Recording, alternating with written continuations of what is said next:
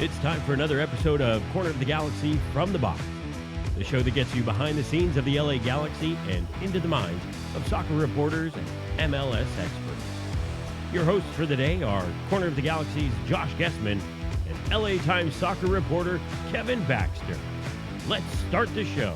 Hello, everybody. Welcome to Corner of the Galaxy from the Box on cornerofthegalaxy.com, coming to you from COG Studios on a wonderful Monday, March 2nd, after an LA Galaxy 1-1 draw against the Houston Dynamo to kick off their 2020 season. A point earned, maybe a wonderful point earned, maybe a perfectly acceptable point earned, maybe a horrible point earned. All those things I'm sure we can discuss as we'll talk about that game, get into some of those details. But we're also going to have some LA Galaxy alumni news. There's a new retirement. We're going to talk a little bit about the coronavirus. Why not? That's certainly hitting all of the corners of the earth, and I'm sure it could possibly affect the LA Galaxy and MLS soccer as well, so we'll talk about that. And to help me do all of that, he's back with us one more time. He was with the LA Galaxy as they traveled to Houston.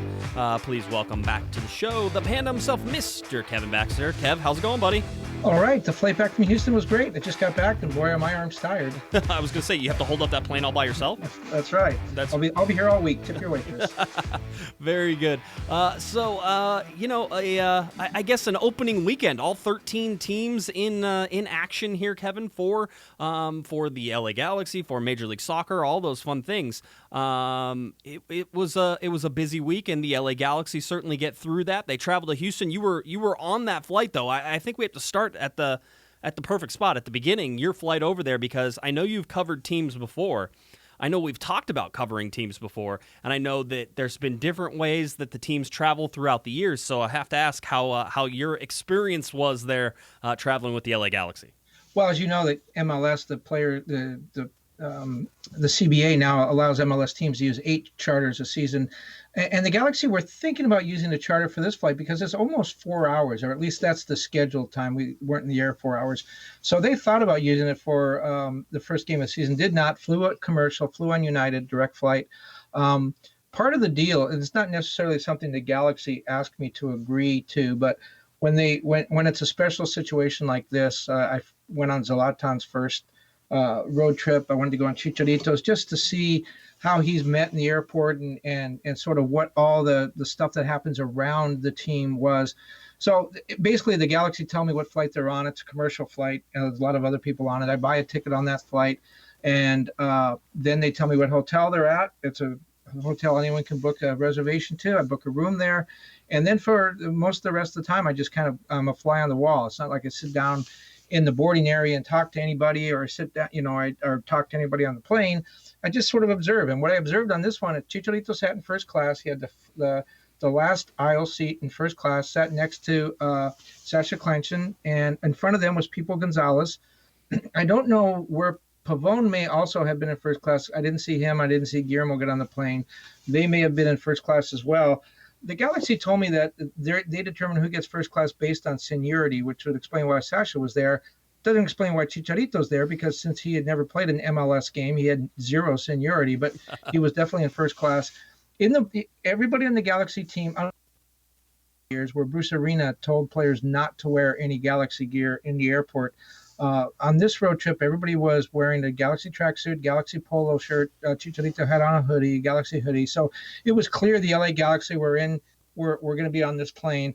When Chicharito came through security, he was approached immediately by a couple of fans who kind of pushed him up against a pillar and posed for selfies.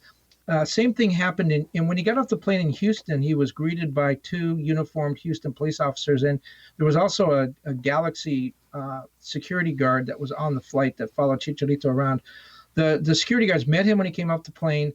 The Galaxy determined ahead of time that they would wait for everybody to get off the plane and they would walk to the baggage carousel and get on the bus together. So Chicharito in first class had to wait for David Bingham, who was sitting in the middle seat in the last row. We had to wait for him to get off. So it took a while, and these 2 police officers waited in front. A lot of airport workers came up and posed for selfies and just said hello to Chicharito. The officers did not stop them. Chicharito did not mind it. It's a very practiced smile. He was leaning against the wall, looking at his cell phone. And as the people would come up, they'd say, can I take a selfie? And he would say yes. And he'd put on this smile. And then as soon as the phone clicked, then he'd go back to his cell phone. So this wasn't his first rodeo. Right. So he was used to that. Then they all walked to the team bus, got on the team bus. I got in the taxi and raced the bus to the hotel. I wanted to get there first, and I beat them. It was a photo finish. When they got there were some fans waiting, but the team they literally sprinted off the bus into a side door where there was a number of security workers from the hotel. They went through a side door and were gone, and we never saw any players again. I went to the hotel gym on Saturday morning and saw it. It was like a Galaxy executive meeting. Everybody was in there. Chris Klein, Brendan Hannon, the communications director. There were just a ton of Galaxy people in the gym. Great to see them all working out. Valdecantos was also there, and he rode a bicycle for a little while, but I think he was looking for victims. Anybody who looked like they needed a really hard workout, I think he was looking for them. I was going to say, you got I didn't know if you got a special Javier workout. Did he see you like walking on the treadmill and come over and start yelling at you? He did. He seemed to work with Brendan Hannon a little bit. Left Chris Klein alone. Chris Klein stayed he was on a Peloton, and he put the headphones on, and no one bothered him. But Javier seemed to be working out with Brendan a little bit. So maybe we'll see Brendan ready for the end of the season. Well, hey, I know that a rash of injuries did hit the communications department last year. So ACLs and I think maybe some MCLs aplenty in there. So I think Hannon's one of those guys. So he's on the recovery mode. But it's kind of fun to see everybody at the hotel. And then of course there was the Panda in there doing his Panda workouts as well, right? Yeah, well, everybody was totally intimidated once I showed up, and they started filtering out. By the way, it was also Go Texan Day with the rodeo. Speaking of Chicharito's first rodeo, literally there was his first rodeo in Houston. It was rodeo day and barbecue and the Houston Marathon. It was a huge eventful day. Yeah. In Houston on Saturday with the soccer game mixed in. Yeah, it sounds like fun. Well, let's get to the soccer game. The LA Galaxy 1-1 draw with the Houston Dynamo. I don't know why anybody's surprised the Galaxy sort of played the way they did. It's sort of the way they've been playing in preseason. Still a lot of things missing. You're not getting a whole bunch of chemistry. You're not getting, the pretty build-ups, and you're not getting the dominant possession. And if you look at this, they were never going to have dominant possession. The LA Galaxy have been setting up now for the last couple of years, in my mind, Kevin, as a counter-attacking team. And whenever you do that on the road especially, that means you're going to invite the pressure. You're going to invite all those things that you sort of have. So the 60-40 split on possession wasn't really surprising. You had another wonder goal by Cristian Pavon, who I think, if we're being serious, is already in talks about being a potential MVP candidate. He probably was before the season even started, but the goal that he hit is certainly something special again.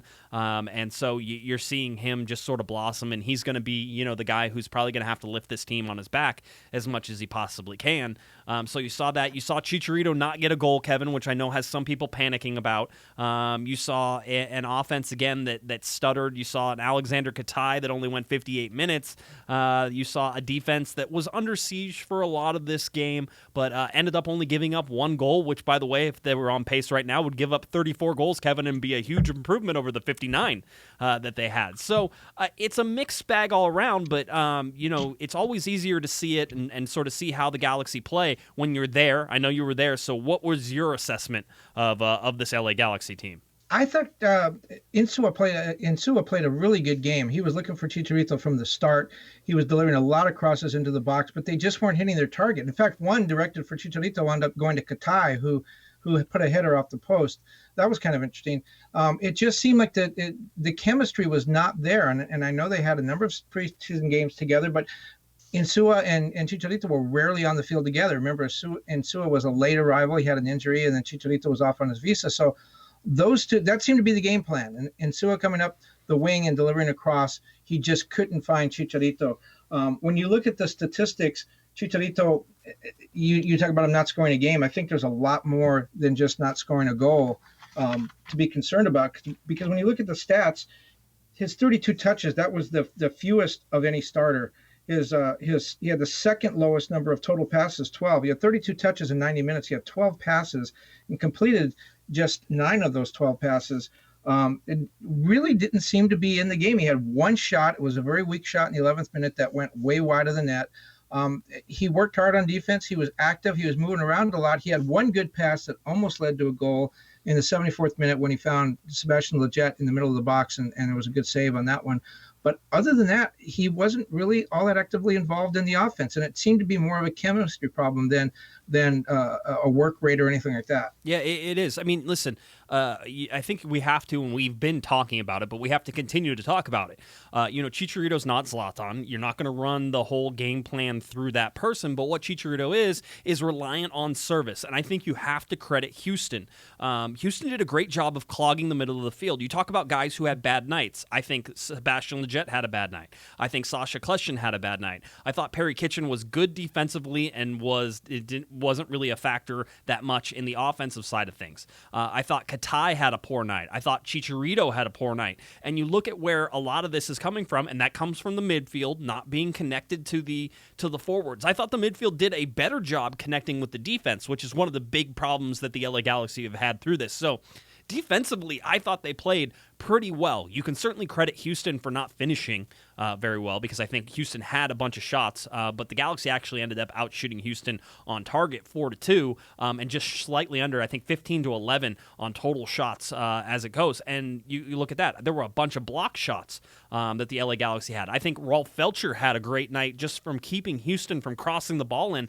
He had 6 or 7, I felt like, blocks of crosses going into the box. He had some good slide tackles.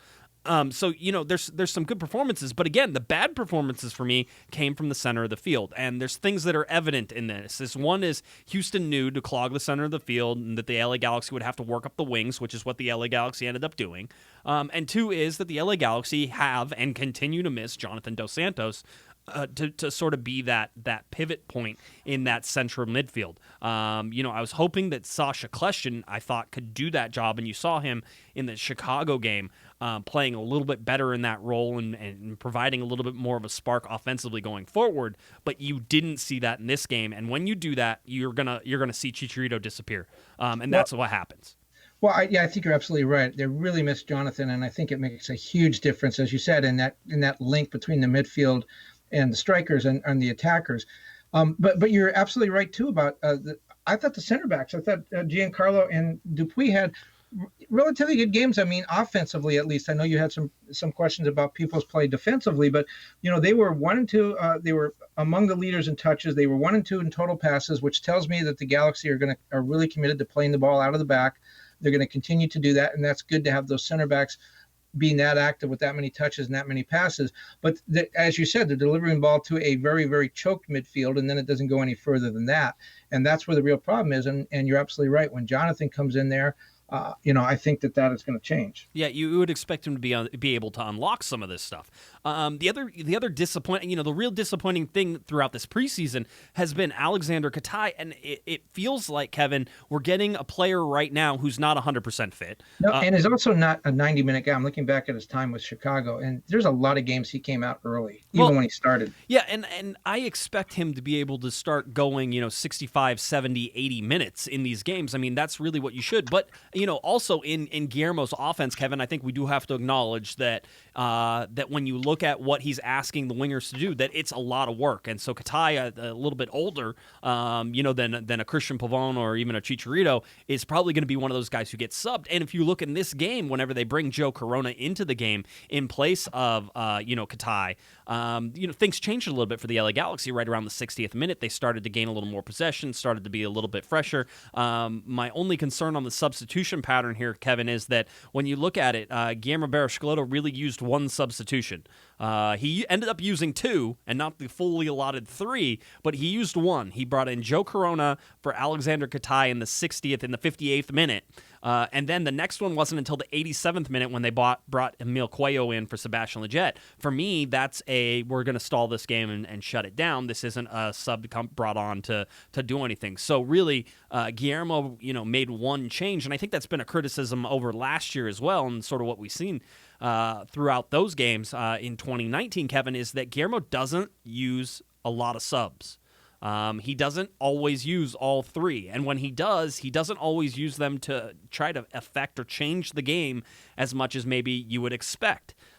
So it's something to watch. I think this LA Galaxy team is a deeper team maybe than it was last year, although you can certainly go position by position. It's a coin flip. It's a toss. I seesaw between those two positions. But for me, there was a real lack of, bringing somebody off the bench to change things in this game that could have changed things for the better. The one real sub, like I said, Joe Corona, I thought did a good job whenever he came in. So perhaps he played himself back into a starting spot.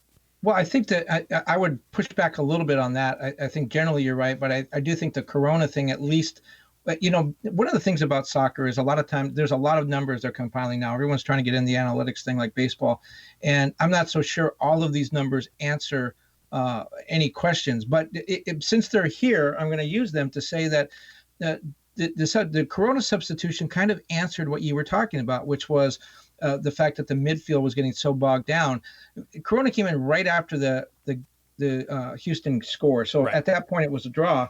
And Corona was on the field for 32 minutes. In that time, he had a lot more passes than Katai did.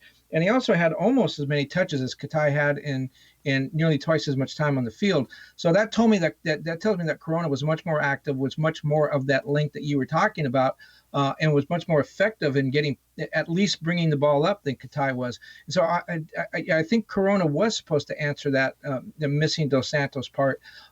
It didn't get a goal. But I will give Guillermo a little bit of credit of trying to break down that midfield, and I think that's what Corona was supposed to do.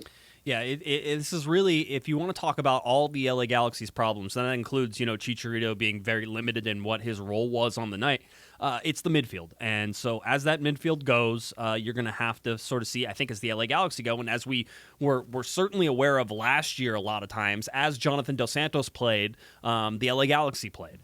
So it's something to watch, as we expect that Jonathan Dos Santos could be available for this game against Vancouver. In fact, I think everybody's expecting that he will play against Vancouver. We'll certainly know as the week drags on, sort of what the positioning, what the LA Galaxy's feeling on that is, and whether or not it's something that we could see. But Jonathan Dos Santos is an answer there. But remember, no preseason for Jonathan there, Kevin. So the chemistry issue probably still isn't answered. And Maybe, I mean, he's played with Chicharito for a decade with the national team. So they're, at least with Chicharito, he played with Pavon a little bit last year. So I agree with you, but I kind of disagree a little bit in that, yes, that the chemistry, the fitness, I think is a bigger issue. There will be some chemistry issues with guys like Insua and some of the newer players. But if you're looking at Pavon and Chicharito, and if Jonathan's role is to feed those two guys, I think he does have some history with both of those guys. I think he has the understanding. It's always been my belief that in soccer, you change one player on the field and that affects the chemistry of the entire, sort of the body. Only because you're only as strong as your weakest link, and everybody sort of has to understand what everybody's doing in order to be successful. I think that there will be some great individual plays. Speaking of great individual plays, the Cristian Pavon goal, the David Bingham assist. Who needs passing was basically what I said on Twitter. Who needs pass? Just whatever. Just, one pass all the way the length of the field, 3/4 of the field. David Bingham dropped the pass on a dime, Kevin. A perfect pass. Gets the assist as Pavon comes in. And I will answer this. For everybody saying that Chicharito, was not involved, he dragged defenders out of the way for Pavon to cut into that center. And that was very evident on the replays whenever you watch it. So the intelligence to get out of the way sometimes still there and still affects things on the field. But Cristian Pavon in the goal, David Bingham with the assist, was the highlight and was probably the best thing that happened for the LA Galaxy. It was quick, it was decisive, it was two good plays, and the LA Galaxy were leading at that time. So a pretty fun sort of replay to watch, and certainly a fun goal to watch. Well, I think you got to keep your eye on Pavon. I mean, we've talked about this a little bit on the show, and you've heard other media talk about it. Chicharito's getting all the attention, and I still think the over-under on him is somewhere around 15 for how many goals he'll get. Will he have an effect on the team? We talked about this too. Absolutely. The way that he took those defenders out of the way and cleared the way for Pavon, that may be what he winds up, that may be his most valuable contribution all season, is drawing defenders to him. That you can't leave Chicharito uncovered. You can't leave them unmarked. And sometimes he's going to get two people collapsing on him. So when he does that, that leaves somebody open. And if it's Pavon, I think that's going to really benefit the Galaxy. I'm going to say it now. I think you could be looking at Pavon having a shot. I'm not saying he's going to do it because no one's done it. This is the 25th year of MLS. No one's had 20 goals and 20 assists. Pavon might do it. Certainly the 20 assists. This is a guy who had 8 assists in 3 goals in 11 regular season games last year. He's already got a goal this season. He's contributing a goal a game, whether an assist or goal. I think he has a chance to put up some numbers. And again, when we talk about putting salaried players on the bench, and we talk about, well, it doesn't matter if they play or not if the team wins because the payroll is the team. And I'm going to look at this the same way and say, if the Galaxy score goals and Chicharito helps, but he doesn't score the goals, it's still to the team's benefit. Every time they score a goal, it's good for them. And if Chicharito is contributing by being a distraction, by being a decoy, that's great, because I think Pavon, we saw the magic of that goal. That long pass, as you mentioned, from David Bingham. Excuse me. Wrong, David. I did that one earlier, so now it's your turn. So if you watch the replay, and I saw it in person, he's on the edge of the 6-yard box, or actually the edge of the area, and he's about to throw the ball out, and then he looks up and he sees Pavon sprinting down the wing. The pass is kind of a low pass, but it's the length of an NFL punt. It's about 50 yards, and it lands right on his right foot. And from there, it's all Pavon. He takes it the rest of the way, avoids a couple defenders, dribbles into the box, comes out of the box, goes along the top of the Houston box. And then I think part of it was he couldn't lay the ball off at that point. The momentum was carrying him. He was going too fast. It was one of those things where if he tried to lay the ball off, the pass was going to be too strong. He was going to miss whomever he might want to try to find. He had to shoot at that point, and it was a right-footed laser that went right up into the top corner. Goalkeeper never had a chance. It certainly was one of the best goals of the weekend, and it shows that the Galaxy have a dangerous attack. It doesn't have to go through Chicharito. Yeah, it is. And by the way, that goal nominated for Goal of the Week, so you can go vote for that one if you think that's the one that should be voted on. I can't remember what his name is now. All of a sudden, was it Hinman for From Atlanta? Yeah. Great goal. Great goal. A game-winning goal too. Yeah, a really interesting one. I think that one probably has my vote. If I'm being honest, I love Pavon's goal. I think it was great, but I think that one, the finish there. There's some really good ones to sort of start this week. So definitely you can go vote for Pavon if you think, or anybody else. I am of the opinion that you're doing everybody a disservice if you don't vote for the best goal every single week, and if you're just trying to be a homer. Because quite honestly, I think Atlanta's going to win because Atlanta usually gets the votes, or at least has the voting bots working for them more than everybody else. So that's what happens when you get 75,000 people to come to your games. It certainly helps. So anyway, so that one's nominated there. When you look at this game, I think I said it's sort of the epitome of a first game of the season. You're missing a bunch. This is not what the finished product is. But having said that, the draw was important. The LA Galaxy haven't got a draw in Houston since 2017. They haven't got a point in Houston since 2017. Yeah, so they've got nothing out of that trip. So it was an important way to start. And you can certainly say that Houston's not the team that they're going to be either. I think better finishing for them, and they probably scored 2 or 3 goals. And the LA Galaxy better finishing, they probably get 3 or 4 goals. Katai hits the one off the post that probably should have been in. Sebastian Lletget had the pass a little bit behind him, but still sort of muffled the left-footed shot. Katai had another shot that he possibly could have put in the back of the net. There were a bunch of chances, and I think this game is sort of the product of poor finishing on both sides. The goal, though. The goal the LA Galaxy give up, and as you sort of pointed out, I think in the 54th minute, Mauro Manotas gets put in by Zarek Valentin. It's a great pass to unlock the LA Galaxy defense. There's a whole bunch of things that I noticed. I think probably 3 things. One is the initial positioning by Valentin was outside the box, so he was moving forward, and that there wasn't a midfielder sort of around him to sort of head that off quickly. And if there is, he doesn't move forward into that space and doesn't cause Pipo Gonzalez to go out and step. Now, here's the interesting thing. Some people are going to blame Pipo for stepping. I'll tell you this. The 2 most experienced defenders on the line at that point, Kevin, which would be Pipo Gonzalez and Emiliano Insua, both stepped at the same time. The 2 guys who are not as experienced, Rolf Felcher, who still has a ton of experience, but still less experience than the other 2, Rolf Felcher and Nick DePuy, those are the guys who didn't step.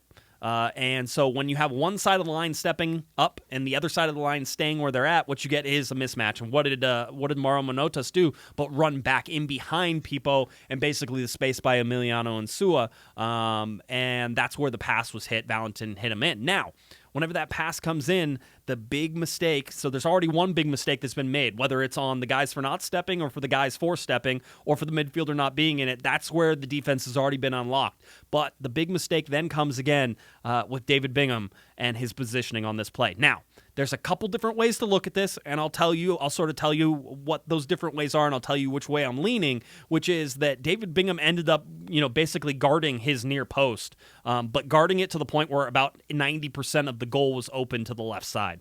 You've seen the videos, and obviously the angle changes. With Bingham out, he's trying to make the goal a little bit smaller, but I think he just sort of loses his positioning. He either loses his positioning, Kevin, or he slides over thinking that Nick DePuy is not going to get there in time and that he's going to have to take Manotas on by himself one-on-one. But DePuy does get there in time. There's actually a little bit of a deflection, and people have said, hey, if it wasn't for the deflection, David Bingham probably had that covered. I'll tell you this, I didn't see that ball change directions a whole bunch. It certainly bounced up after it hit DePuy, but it stayed in the same general direction it was going.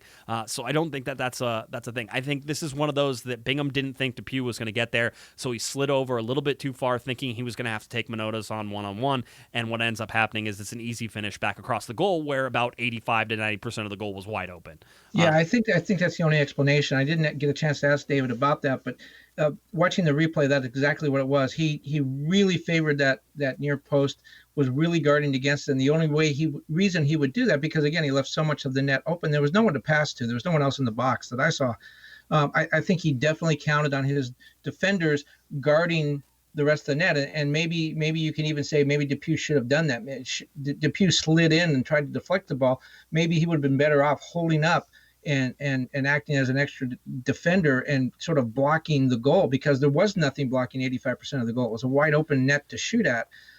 Once Bingham decided that he committed to the near post, if DePuy had stayed there and maybe not slid across, or anybody else showing up to help on defense, it might have been a tougher shot. But once DePuy committed and went down to the ground, and then Bingham was already guarding that post, it was a very easy goal. He might have been able to score that. Yeah, I doubt it. I couldn't probably have run the 5 yards I needed to sort of be in the open space whenever that happened. But no, I mean, it was a good finish, all that stuff. Listen, David Bingham wasn't called on very much on the night. Again, only 2 shots on goal, was, I think, forced to make 1 save then. Houston's finishing was poor. The LA Galaxy's finishing was poor. You could have seen this game be a 3-3 game, a 4-4 game, something like that. Could have also happened had the finishing been better, because the defense wasn't perfect. Having said that, out of the 2 different units, the offense and the defense for the LA Galaxy, I thought the defense played well, played better than the offense. Certainly the offense is still missing things, and they can't just rely on the individualism of Cristian Pavon, although it's certainly going to score them a lot of goals this year having done that, but they need to work a little bit more. And again, getting somebody like Sebastian Lletget, he has to take a step. One of the most important players on this team this year, Kevin, is Sebastian Lletget, because he's going to be playing in that central attacking midfield, that cam role, and he has to be able to connect with Katai and with Chicharito and with Pavon. And right now, certainly what you saw from Houston was they were able to mark him out of that position most of the time. So he has to be better. I think that's the big sort of takeaway from this, is that if they're going to crowd the midfield like that, if they're going to crowd the middle of the field and force people, that Sebastian Lletget has to be good enough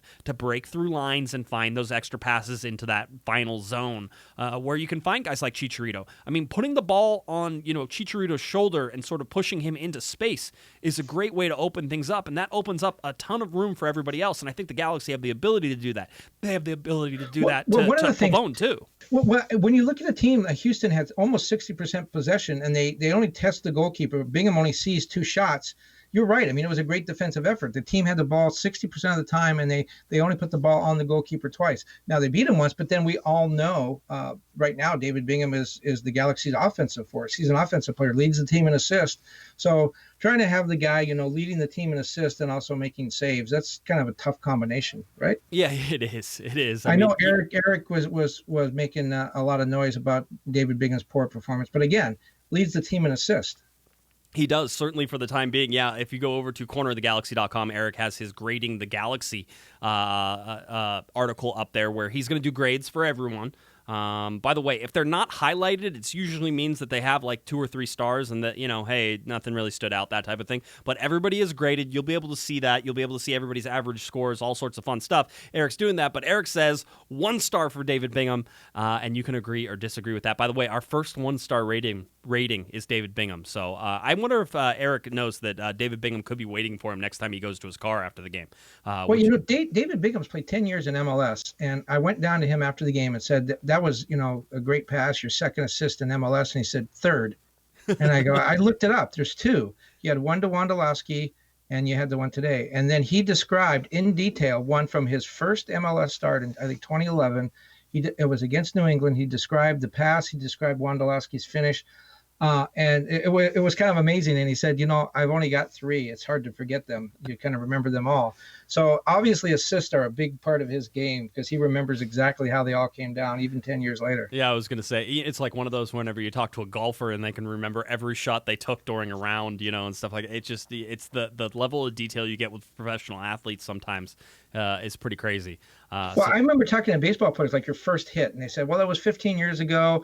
It was at Shea Stadium. It was a cold night. The guy threw me an 0-2 slider, and I took it the other way, and there were 2 runners on base. And it's like, how do you – and sometimes they'll go back and say, there's no way they can't possibly remember that, and they're always right. Yeah, no, you go back and look at it. I think LeBron James had one of those, too, where somebody was trying to tell him what happened. He's like, well, let's talk about the play before that, where the ball comes into here and it kicks over, and, like, everybody's sitting there as he's talking about, like, the play as it broke down and why that led to the transition. It was good stuff. It's always fun whenever you can sort of pick the mind. You see the intelligence pop through. So, but, I mean, you're right. David Bingham has 3. He's going to remember them, right? Like, if you have 3 home runs ever in Major League Baseball, you're gonna remember all of them. If you're a defender and you score a goal, you're gonna remember that one goal, right? I mean that's how it sort of works most of the time. But anyway, in closing up this sort of discussion about the LA Galaxy and what they were able to do on this night, I think that you have to say that it shouldn't come as a surprise because we saw a lot of this in the preseason. I think that there's tons of room for improvement, as we have said in the preseason leading up to it. So you're seeing all these things. I think getting Jonathan Dos Santos certainly helps. I do think that there is, at least in my mind, raising the question about the depth on this team and how Guillermo's going to use that to affect change in a game. I think that there's a bunch of different options for him to go to. You talk about DePuy and Steres and whether or not Steres is back and whether he starts. And if Steres comes back, does that mean Pipo goes to the bench and DePuy starts? I mean, Nick DePuy looks like he's been playing in Major League Soccer his whole life right now. We kind of were questioning whether or not MLS preseason soccer means anything and you won't know until you play MLS soccer, regular season soccer. And Nick DePuy was like, yeah, I don't care what the game is, I'm going to be the same sort of guy. He's a solid, tall, big body. I think the LA Galaxy have a quote unquote keeper, not a goalkeeper, but a keeper there at central defense. So do you want to limit his minutes by bringing back Steres and knocking DePuy to the bench, or does Pipo go to the bench and you keep DePuy? I mean, there's some questions that probably need to be answered. I think in the short term, the answer is that Steres comes back and he plays with Pipo. But I think there's going to be a short leash on these guys, and in training, Nick DePuy has every chance, I think, in the world to get back into the starting lineup right now, especially as the LA Galaxy don't seem to be any closer to Alan Franco, although some fans ran into Chris Klein, asked him about Alan Franco, and Chris Klein said that they're still in talks, still negotiations, which we sort of expected to happen as it gets closer and closer to the transfer window ending. So we'll see if anything comes about that. But I don't know. A couple things. Yeah, go ahead. I was going to say a couple things. You talk about, it's the first game. It's, Chicharito talked about still being sort of a hangover from the preseason. They haven't really quite got their sea legs under them yet. The one thing I will say, that the Galaxy, they all thought that was a great result, as you mentioned, their first point in Houston since 2017. There wasn't any sense of panic, which it's a really good thing. Yes, did they want to get a win? Did they feel like they really wanted to build some momentum opening up the first season, first full season with Pavon, first game with Chicharito? Yeah, but to a person, the Galaxy said afterwards that, hey, it's the first game. They all talked about being extremely happy with the point. Chicharito said, look, we did some things good. We did some things bad. I need to be more involved. It's the first game. We know what we have to work on. Yes, we have to get better, and we're going to get better, and we'll be better next week. But they also talked about they thought Chicharito made this point, and so did Guillermo. They thought they were really good for the first 20 minutes, and they thought that they controlled the game for the first 20 minutes. And certainly was the eyeball test as well. But then Chicharito said when they got that goal in the 13th minute, that's when the game changed. And he said it was the tie was a fair result, that the teams were even over the last 70 minutes. And he said it's a Chicharito talking again. He said, it's a really funny thing about soccer. You get that goal and you think it's a good thing, but the fact we got it so early was probably the worst thing that happened to us, because it changed the way we played, whether it was intentional or not.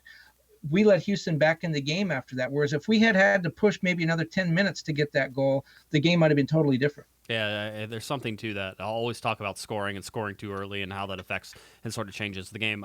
With the draw, by the way, it is just the 6th draw in season opener history for the LA Galaxy. So in club history, all 25 years, just the 6th time the LA Galaxy have drawn their very first game. Overall, they're 11-8-6 in season openers. And the last time, Kevin, the LA Galaxy got a draw in their season opener, it was in the 2009 season. So the very first game of the 2009 season. And they went to MLS Cup that year. They did. They didn't win it, but they went to MLS Cup that year. Bruce Arenas. They went to penalty kicks of MLS Cup. They did. Broken hands, all sorts of crazy stuff in that game. I was at that game.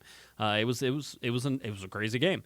But yeah, 11-8-6 overall in season openers. I thought everybody would enjoy at least that stat going back and looking at it. But all the other draws sort of coming a lot earlier. So it's been 2009, 11. I guess it's 12 seasons. Whenever you look at it, is it 12 seasons or 11 seasons? It's right in there. That's kind of a remarkable stat, because the first 4 or 5 years they didn't even have ties. So that means the whole period, from 2000 to 2009, there was a bunch of ties in there. Well, MLS counts some of those as ties, by the way. If you go back and you actually look at how they did them, but they counted it as a penalty kick win.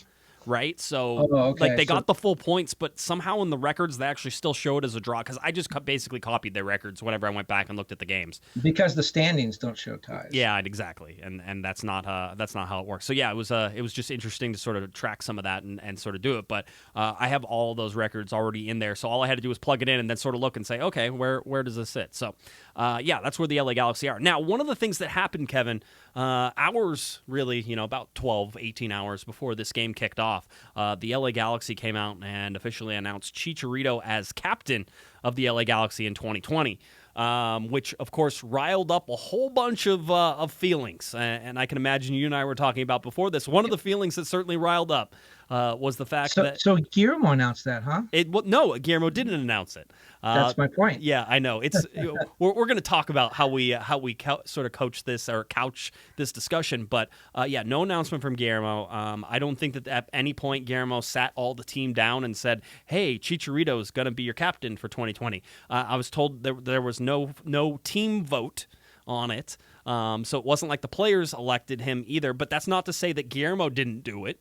All right, we don't really have a lot of that information as far as it goes, but it riled up a whole bunch of bad memories, and obviously the David Beckham thing, David Beckham coming in and immediately being named captain, and his people coming in and trying to take over the LA Galaxy, and so that certainly got a whole bunch of people hot under the collar, especially when it seems pretty obvious that Jonathan Dos Santos is the likely guy to be that. Now, I'll say this before we really start talking about this, Kevin, and we can sort of parse it and maybe explain it a little bit better.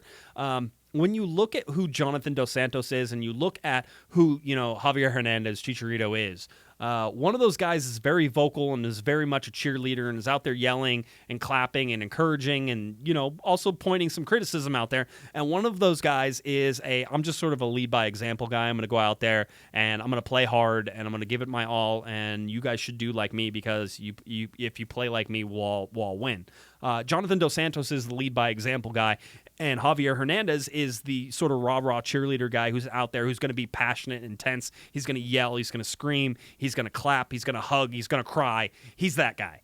And so when you're looking at what you want from a captain, you should consider those two things. I would have no problem with Chicharito being captain if you said it was because you like the way that he sort of brings the team together. And if I would imagine that most of the guys on the field, by the way, that includes some of the senior players, guys like Sebastian Lletget who've been there, Dan Steres, anybody who you think, David Bingham might have a longer tenure and more right to that captaincy. I think that some of them would probably defer and say, yeah, Javi can do that. Javier can be that captain for us, and that wouldn't be a problem. So I don't think that's the big issue. It's more just the optics and everything when you look at this and you bring up the David Beckham years and sort of how that went sideways, and Landon Donovan and David Beckham splitting, and the book comes out and Bruce Arena has to sit them all down and tell them to talk nice to each other and sort of come to agreement on everything. That's why all this was at least there. But when you look at this, Kevin, you look at Chicharito as captain.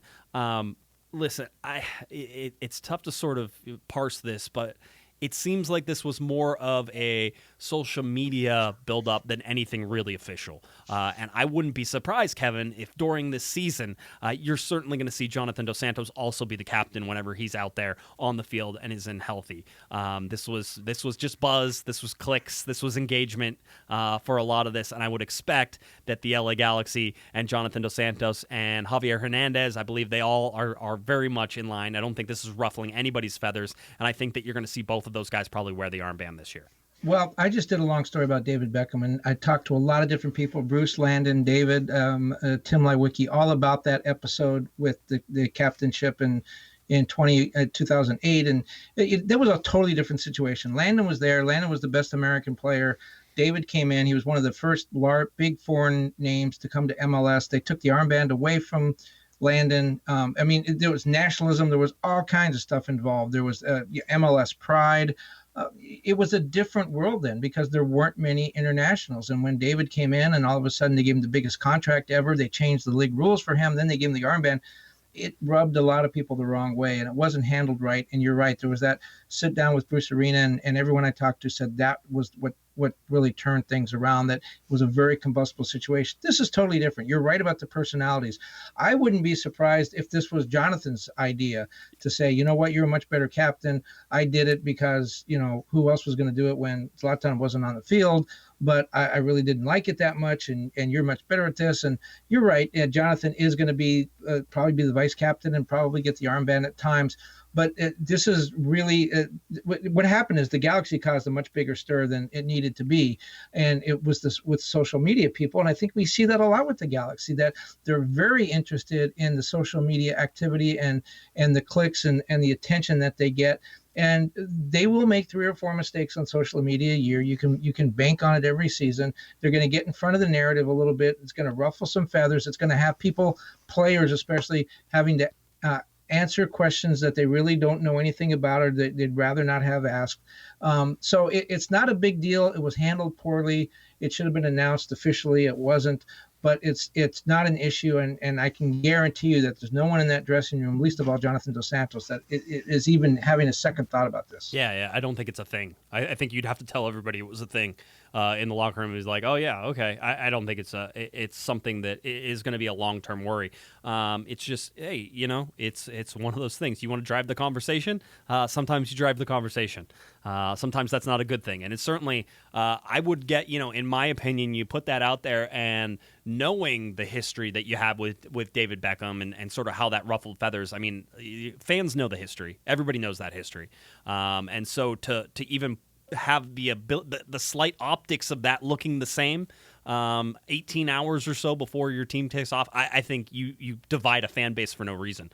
And so, hey, it is what it is. But, at least as far as I can report, I'll tell you that, I think there's just as good a chance that Jonathan Dos Santos wears the armband sometimes this year as Javier Hernandez Chicharito, and I think that's all as it should be. This isn't Javier Hernandez, hostile takeovering, the LA Galaxy. That's not what's happening, and I think the Galaxy will be just fine as they continue through it. So, all interesting stuff as we go. Some more MLS news as well. Cristian Pavon also named to the MLS Team of the Week, which of course he should be because he had a very good game, even if it was all by himself sometimes up there.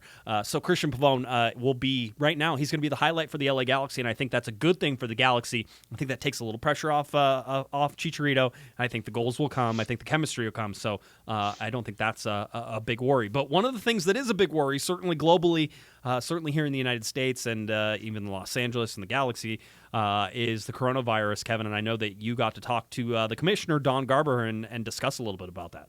Yeah, and good and bad news that came out of that. First of all, I agree. Let's not panic. It's way worse in other places, but the coronavirus is going to grow. I mean, everybody knows that there are going to be more cases found, and everybody is going to have to take a good, long, hard look at how they react to it. I mean, some schools are going to probably be closed down, others won't. So how does it affect sports? Well, we know that in Japan, for example, the J League, the soccer league there, they've suspended all their games. They're not sure when the season's going to start. The Nippon Professional Baseball League, they're going to play the final 72 games of their essentially spring training, winter training, I guess. Their preseason, they're going to play 72 games behind closed doors in empty stadiums. The South Korean League, the K League, they are also not playing soccer. The Chinese Super League is not playing soccer. And by the way, the Chinese Super League shutting down at the time it shut down in February. That took a big blow. If you remember, the Chinese Super League was giving all kinds of great, huge bonuses to people like Oscar and Hulk and Fellini and others. Ola Kamara went there to play last year. Now they have a salary cap, and then they had to shut down the league right in the middle of the transfer window when players were thinking of coming to China, or other teams were thinking about buying players. All that is shut down. The Chinese Super League literally may take them years to recover, if at all they do. So this is really a blow to soccer in Asia, but it's starting to spread. In Italy, there were 9 Serie A games canceled and 1 second division game canceled in the last 2 weekends. The Serie A officials are going to have an emergency meeting on Wednesday. There are already some team officials there talking about they may not finish the season. They may have to suspend the rest of the season.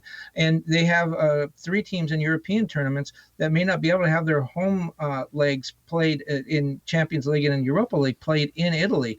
So it's a serious problem. So with that as the backdrop, we talked to Don Garber about that last night. And he said that MLS has been talking to health officials in both Canada and the U.S. He said his words were they've been monitoring the situation very carefully. They have no recommendations to do anything yet, but they are talking to people. He said they're talking to other leagues, and that's where it got a little bit confusing. I said other soccer leagues or other leagues in the U.S., and he just repeated other leagues. I don't know what that means. I don't know if he's talking to Serie A. I know EPL is reaching out to other countries. Maybe they've talked to EPL to get their advice. Maybe they're talking to Major League Baseball. He's very unclear about that. But if in fact that the worry becomes people gathering in large places in close proximity. One of the things they said on that cruise ship that was stuck in Yokohama Harbor is the passengers were told, do not get any closer than 6 feet to another person. Always keep 6 feet between you and another person. Well, you've been to a Galaxy game. You're not 6 feet apart from anybody else unless there's nobody in the stadium. And we know they're going to sell out the first few games with Chicharito. So that's just something you need to think about. No need to worry about that yet. But MLS is thinking about it. They are trying to develop some contingency plans, and we'll see where it goes. Yeah, I know the NBA, I think, came out with some guidelines today for its players and talking about not autographing certain items, taking them from fans, that type of, not taking pens from fans, those types of things, sort of keeping a little bit of distance and doing some stuff. So just interesting how we have to track this and sort of find this. And travel, you mentioned that. I hadn't even thought about that. It's just not it affects you and me and the fans here because they go to the stadiums here. But as far as the teams go, the Galaxy have to get on planes. Other teams have to get on planes and travel long distances and stay in hotels and eat, in restaurants. And it's all very communal and it's all great and we all love it. But at a time like this, you have to start to wonder about those transactions. Will the Galaxy want to use their charter flights at the beginning of the season to make sure that they don't have a problem with coronavirus? Yeah, it's I don't know. Yeah, it's certainly an interesting sort of take on all of this whenever you look at it, and what's going to be the next step and sort of how that's going to happen. So anyway, it's just something you sort of have to watch, which is not something I think we bargained for at the beginning of this season, Kevin. So we'll have to keep watching it, and if we get any updates or anything like that, of course, we're going to pass them on to you. All right, some LA Galaxy alumni news. Let's start with the first one here, Kevin. Nate Smith. Down with Orange County SC, right? Down in Orange County, closer to me. Orange County, pretty good park. Yeah, pretty. No, it's the great park. It's pretty good. It's the Orange County OK Park. It's excellent. But, he's down there. But the big sort of LA Galaxy alumni news from this weekend, a guy who's been out of soccer for a year, certainly wasn't a huge surprise, but former LA Galaxy and DC United defender, and certainly LA Galaxy when you really think about Sean Franklin coming into the league with the LA Galaxy. I think played at Cal State Northridge, was a huge part of the LA Galaxy's championship wins in 2011 and 2012. So Sean Franklin hangs up his boots, calls it a year, and he's officially retired. That one at least that one hurts a little bit more, Kevin, just because he was sort of my age whenever he came in. You sort of look at these things. Everybody who was younger than me or now is starting to retire from soccer too. I feel really old. Is basically what to make it about me. I'm starting to feel older and older. Well, you're older than the league, and the league's 25, so yes. You're older than that. Yes, but just barely.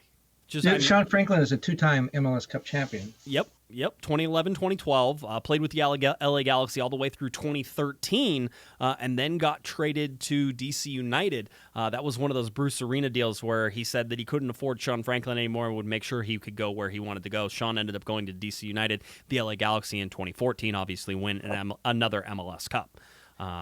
That's a great segue, because another player who was given that same offer by a different general manager is Dave Romney, who Dennis DeClosa went to him. My understanding from Dave is Dennis DeClosa went to him at the very start of this offseason and said, look, I know you're unhappy here. You're not getting a chance to play. Dave was told that he was very valuable, and he is. I mean, imagine the roster that the Galaxy have now if Dave Romney was still there. I mean, he'd be super valuable. But Dennis DeClosa, doing the right thing, went to him and said, look, you've done everything that the franchise has asked for you. Now we want to help you out. Would you like to go to a place where you can start? And should I start looking to do that? And Dave said, yeah, he wanted to be traded. And so they sent him to Nashville, and Nashville played its first game, lost to Atlanta 2-1. Dave Romney played all 90 minutes, which, it probably feels like a rarity after the way he was used at the Galaxy, and also may have affected the MLS championship race. Yeah, certainly was involved in the play where Joseph Martinez ended up tearing his ACL. It actually looked, in my opinion, like Joseph fouled Dave, and that's actually what sort of led to the awkward foot falling and all sorts of bad things that eventually happened there.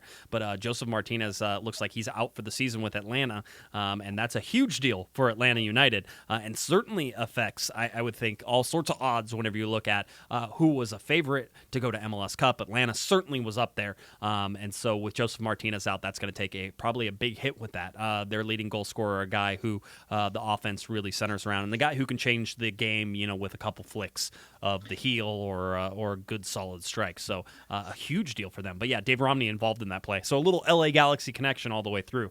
So does he get if the Galaxy win the title and because Atlanta United's not there, does Dave get a ring? Probably wouldn't want one for that. I would guess not. Probably not. Yeah. All right, as we go, the LA Galaxy still continuing their LA Galaxy Week. So a whole bunch of programming going on. Today was Twitter, Facebook, and all day LA Galaxy Digital Takeover. People were putting in their different contests being run on all the social media sites. There were pictures. You could tweet in a picture, and then they would put it with some Galaxy wallpaper on it. So that was going on. Tuesday starts the LA Galaxy Reading Celebration. The LA Galaxy lighting up the Santa Monica Pier, the Pacific Wheel at Pacific Park, which they've done now, and then also the happy hour at Ye Olde King's Head, which starts at 8 p.m. Down in Santa Monica. So that's what's going on Tuesday. Wednesday is Nikki's Sports Players appearances in Long Beach, downtown Los Angeles, and Bell Gardens from 7 to 9 p.m. Pacific time. LA Galaxy should have the locations, and the players are going to be there here pretty soon. Thursday is the LA Galaxy and Saturday's football in Long Beach down at Bayshore Basketball Court, so that's there. And then Friday is the LA Galaxy Soccer Center, the LA Galaxy and Black Arrow FC pop-up party, the Galaxy Gathering the night before party at Boomtown Brewery, and that's in downtown Los Angeles. So all that stuff, of course, leading up to Saturday, March 7th, the LA Galaxy hosting the Vancouver Whitecaps for the very first game of the season in terms of the home opener. Had the away opener, now you have the home opener, so the Galaxy will kick off that home opener against the Vancouver Whitecaps. So they're doing all that stuff, and they're going to have a game after all that? It's Wow. just crazy. And we said it on Thursday whenever Larry was in. We were talking about this, and I've never seen a list of events put out like this for the LA Galaxy, and they deserve all of the credit for managing and putting together all these multiple things throughout this entire week, including Sunday, which was LA Galaxy Day. Which was local businesses throughout Los Angeles basically providing discounts to people wearing their LA Galaxy gear, which is super cool, and it was a long list of things. Now, what came out today, Kevin, was another fun thing for everybody, which was the LA Galaxy promotional calendar. That promotional calendar now includes all the different nights and the different giveaways. There's a magnet schedule courtesy of Angry Orchard coming up for the Vancouver Whitecaps. There is all sorts of fun stuff, including 5 separate nights. And they're calling it the 25th season celebration, and there are 5 separate nights, with each of those nights celebrating an LA Galaxy championship team. So the first one would be Saturday, April 4th, 2002 championship night, where they'll celebrate that 2002 team, and they're having the first commemorative pin with the collectible box, courtesy of Dignity Health. So, as you can imagine, there's a pin for each one of these. And so you go Wednesday, May 27th is the 2005 championship night, 2011 championship night, and each one gets a commemorative pin. So you're going to want to do that. You get your box, you fill up your pins, and now all of a sudden you have a commemorative pin set that celebrates each one of the LA Galaxy's 5 MLS Cup championships, which is a huge deal on all that. So that's there. Other nights include the Vamos Galaxy night, which is a Vamos Galaxy bandana, courtesy of Modelo. You have Teacher Appreciation Day. You have Pride Night, Sunday, May 31st. You have the July 4th fireworks, which I was told last year will be more of a spectacle than they have ever been. So I'll double check to make sure that's still happening. But that's Saturday, July 4th, which is even more fun. So that's coming on. Star Wars Night on Saturday, August 15th. Fan Appreciation Day, Sunday, October 4th. So a lot of stuff coming down the way, or coming down the pipe for the LA Galaxy and their promotional nights. So certainly something people are going to want to check out. Kevin, you excited about the promotional nights? That means we get a whole bunch of stuff. Usually up in the press box, they leave us stuff, right? I want a bobblehead. You want a bobblehead? Who do you want? Bobbleheads are. You do have a large collection of bobbleheads. I do have a large collection of bobbleheads, yes, including one I bought from you. Yeah, which one did you get? I can't remember. It's either Robbie Keane or Omar Gonzalez. I did give you one of those. I remember that. I have a Landon Donovan bobblehead from the San Jose days when he still got the blonde hair. That one is a collector's edition. I would actually put that one in the studio. I think we've talked about working out a loan on that one, maybe. Well, you have the panda bobblehead from Russia. I do. Oh, no, it's a panda nesting doll. It's panda nesting dolls. I have the panda nesting dolls, so I have that one. The LA Galaxy weekly schedule coming up. Training on Tuesday, Wednesday, Thursday, and Friday. Primary media day, by the way, would be on Thursday, so expect updates on injuries, all that stuff ahead of the game, usually 2 days before. Yes? How come that's not part of the whole celebration thing? It is, because they don't want to celebrate you. That's not happening. So that should be in the list of exciting things to do this week. Go see Kevin, ask questions. That sounds like a good idea. Thursday, March 5th is when all of that, so injury updates, all that stuff, right before the game. You want to check it out. And then, of course, the LA Galaxy have the home opener against the Vancouver Whitecaps, 7 p.m. kickoff on Spectrum Sportsnet, Saturday, March 7th. And then LA Galaxy 2 has their USL Championship season opener at Rio Grande Valley FC. So it's an away game at HEB Park, 4:30 p.m. Sunday, March 8th for the USL opener there as well. Well, let's talk about USL Championship for just 1 second, because on Saturday, not to take any of the attention away from the Galaxy 2's opener, but there will be a game in San Diego. Landon Donovan and the San Diego Loyal in their first game, and his first game as coach, welcoming the Las Vegas Lights with Eric Winalda as their coach. And what's really interesting about that, of course, is Eric Winalda was the leading scorer for U.S. Soccer until Landon Donovan broke his record. And so you have the two former record holders going head to head on the 2 different touchlines. Yeah, that's former LA Galaxy alumni there. So always interesting to see. The LA Galaxy schedule. Yes. Oh, that's true. Yes, I see. Come on, I can tie it all together. I'm good at this. LA Galaxy schedule. Let's get to that. Saturday, March 7th, obviously Vancouver. Saturday, March 14th, away to Inter Miami. Inter Miami put on a good match on Sunday against LAFC. So I don't anticipate that being an easy game for the LA Galaxy at all. It is at Inter Miami CF Stadium in Fort Lauderdale, broadcast on Big Boy Fox. So keep your eyes on that one. And of course, everybody's billing it as David Beckham's team that he played for against David Beckham's team that he owns.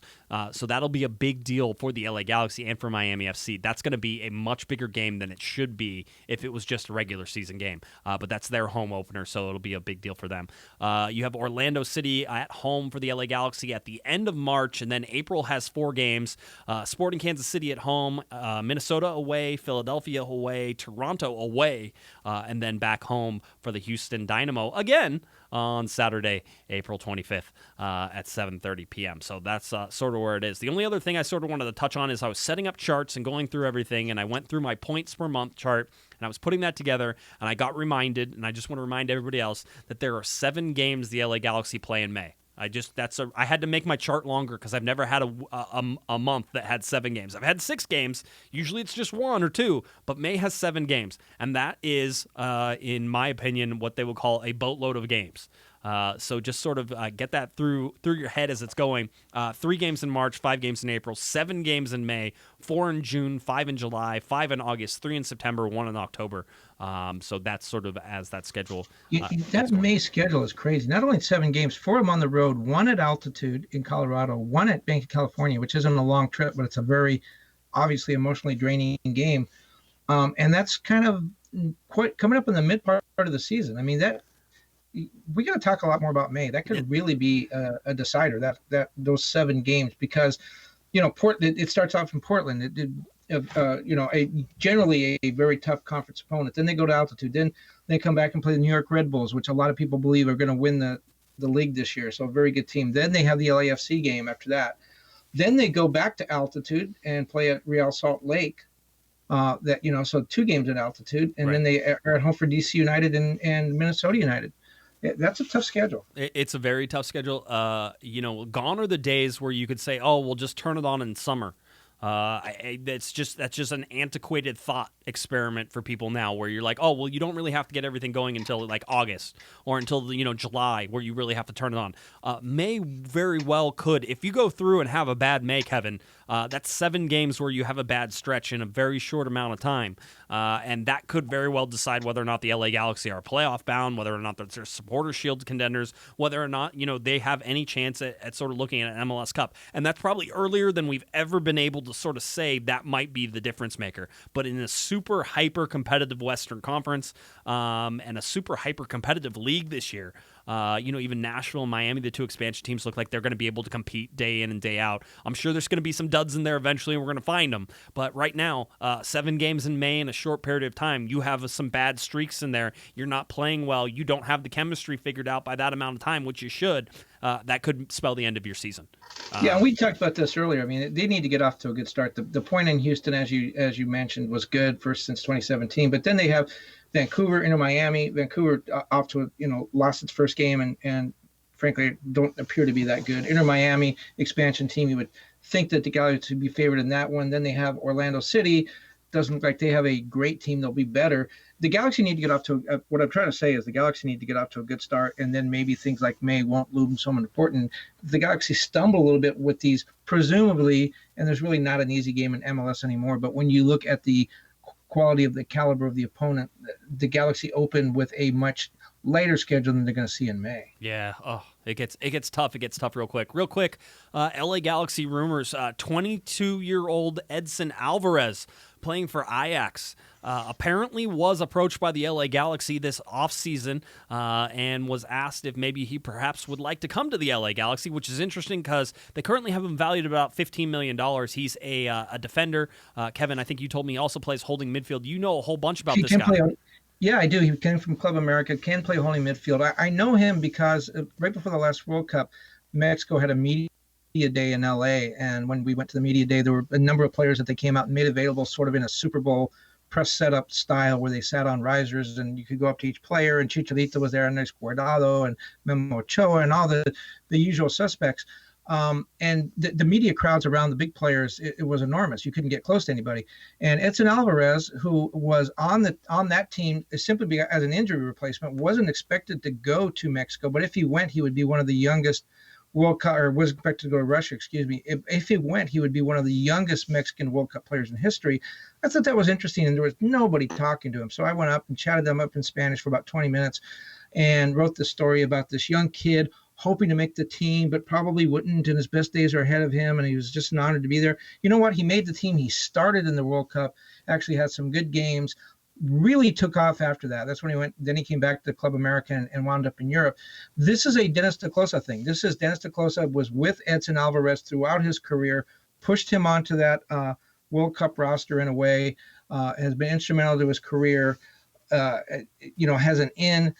Apparently the other team that is interested is Tottenham, and Ajax has said no to both. Yes. Because they don't want to move him now, and Edson Alvarez is not playing. The Galaxy clearly are not going to pay $15 million for this guy.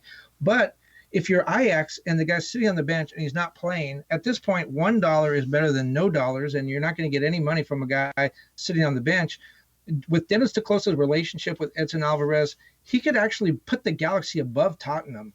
If Edson gets to make the choice, and then it's just a matter of negotiating with Ajax. And the Galaxy, they just paid $10 million transfer fee for Chicharito, and they've got to pay Pavon if they want to keep him after the end of the season. So money is going to be an issue, but if the Galaxy can somehow cut some sort of a deal, I think Edson Alvarez would love to come play with Jonathan Dos Santos, with Chicharito. And those guys are on the phone talking to him, and play for Dennis DeClosa. Probably feels like he owes Dennis something anyways. Yeah, maybe this is, and as we've seen, certainly with Cristian Pavon in just the short amount of time that he's been with the LA Galaxy, has already raised his stock internationally.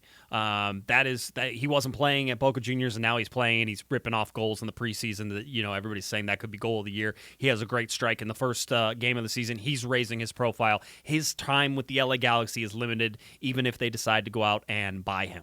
And Guillermo has sort of said that it looks like that's true, that the LA Galaxy will have to make a decision, I think, by July 1st, so by June 30th, have to make that decision on whether they do. And if you're the LA Galaxy and he's playing as well as he does, you write the check, and then you can keep him for about a year, and then you probably decide that you want to move him, and you're going to see who's going to pay you $30, $40, $50 million, for Cristian Pavon. That's obviously that's a lot of money. I'm not sure it'll actually come to that, but he's not a long-term hold. You're gonna flip him. That's a flip.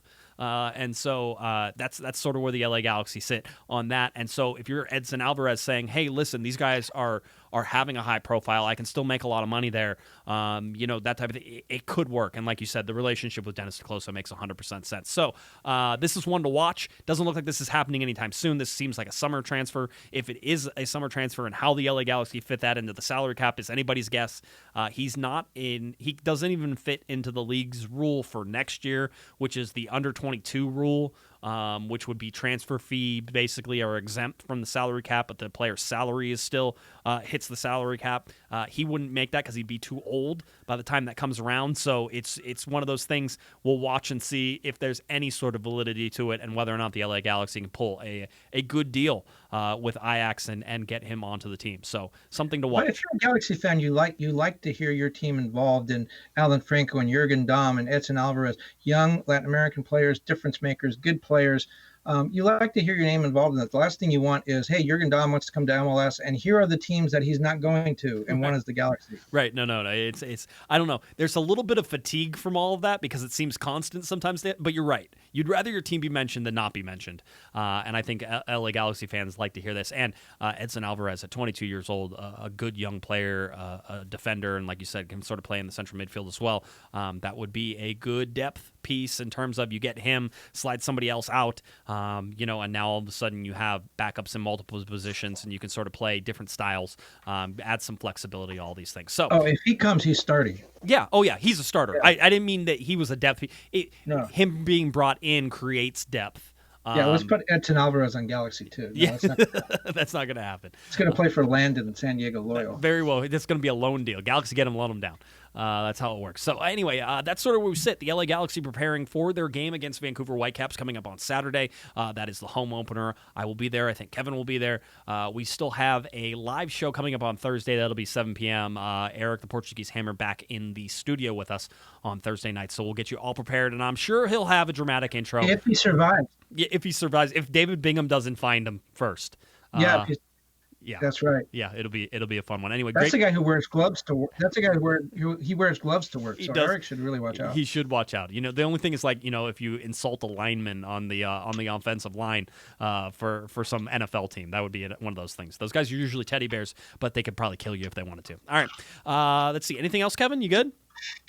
No, I'm good. Okay, good. So to speak. Yeah, I mean, just wanted to check, make sure you're set. All Super Tuesday, go vote. Yeah, absolutely, go vote. Listen to our podcast on the way there. Do that fun stuff. So, all right, if you're looking for Mr. Kevin Baxter on Twitter, it's at KBaxter11. And please head on over to LATimes.com for all of Kevin's wonderful coverage covering soccer in Southern California. He was with the LA Galaxy in Houston. You can read all about his game coverage there at LATimes.com. All right, if you're looking for me on Twitter, it's at Guesman, JGUESMAN, and of course at Galaxy Podcast. And please head on over to Corner of the Galaxy, where our shirt is up there, our top 50 shirt for sale, and of course any of our stickers are for sale there as well. All right, I think that about does it. The LA Galaxy take on the Vancouver Whitecaps coming up on Saturday. We'll get you all ready for that on Thursday. All right, for Mr. Kevin Baxter, the Panda, I'm Josh Guesman, Pato. You've been listening to Corner of the Galaxy from the box on cornerofthegalaxy.com. You've been listening to the Corner of the Galaxy podcast on cornerofthegalaxy.com. You can follow the show on Twitter and Instagram at Galaxy Podcast, and be sure to check out and subscribe to iTunes, Stitcher, and Facebook by searching for Corner of the Galaxy. Fans, we thank you for listening, and we ask that you be kind and courteous to your neighbors as you leave the podcast. We thank you for joining us and look forward to seeing you again. Until then, I'm Michael Araujo, and on behalf of the entire Corner of the Galaxy crew, goodbye, everybody.